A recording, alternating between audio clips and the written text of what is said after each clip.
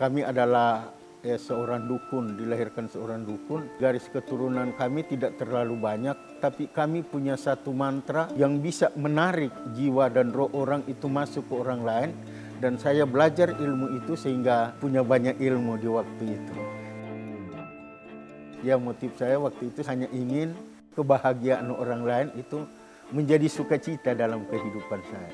Di dalam ilmu itu kami hanya penangkal, dan penangkal itu kalau dia balik memang bukan kami yang membunuh, tetapi ilmu mereka sendiri yang membunuh mereka. Mungkin seperti anak panah, lalu dipanah kepada kami, tapi dia baliknya lagi kepada mereka.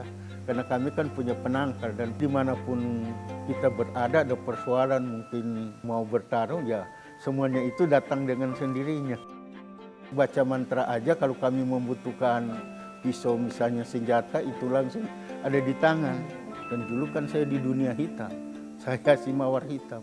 Jadi kalau ada orang yang saya pukul, teman-teman saya udah tahu kerjaan si mawar hitam ini, waktu yang ada di Kota Manado ini. Orang-orang itu di sekitar kita itu tidak tahu kalau bahwa saya seorang tukang pukul atau seorang pembunuh yang berdarah dingin. Karena sifat saya memang baik dengan orang lain, walaupun keluarga orang yang sudah saya pukul. Karena itu menurut saya adalah sesuatu yang baik, membasmi kejahatan. Kalau saya pukul orang seringkali cuma puk. Karena pukulnya di tempat-tempat yang sangat mematikan. Artinya pukulan-pukulan saya itu mengunci seluruh nadi mereka. Jadi di saat saya mereka pukul, mereka tidak bisa berbuat apa-apa. Dan kalau mereka tidak bisa buka kuncinya, pasti membawa kepada kematian. Walaupun di tengah banyak orang, seringkali orang tidak tahu. Kan mukul orang kan tidak lama, tidak sampai 1 detik pupuk. Kecuali memang dari perguruan kami itu yang bisa membuka. Kalau orang lain tidak bisa buka.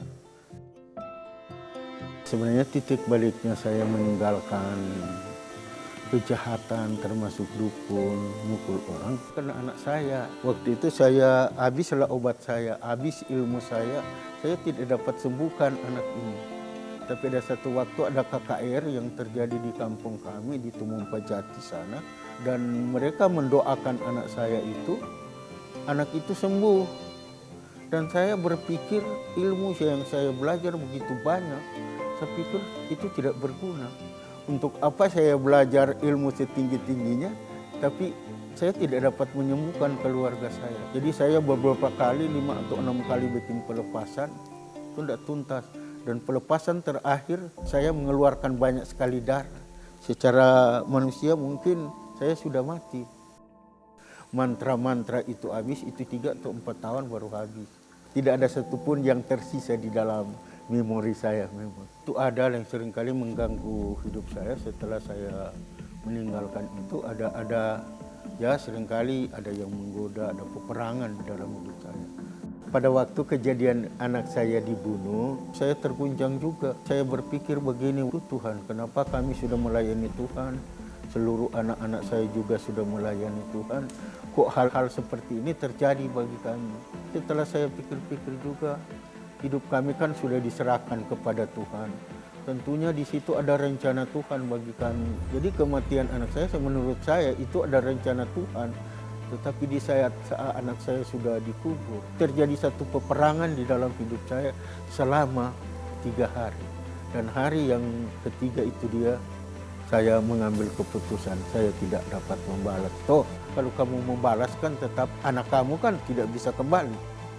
Kamu juga tidak membalas, anak kamu juga kan pasti tidak kembali. Itu yang membuat hidup saya bangkit pada waktu itu dari keterpurukan. Mungkin orang-orang lihat kami keluarga waktu itu gila. Masa boleh anak dibunuh, mereka bisa mengampuni. Kok waktu itu nyanak balas dendam.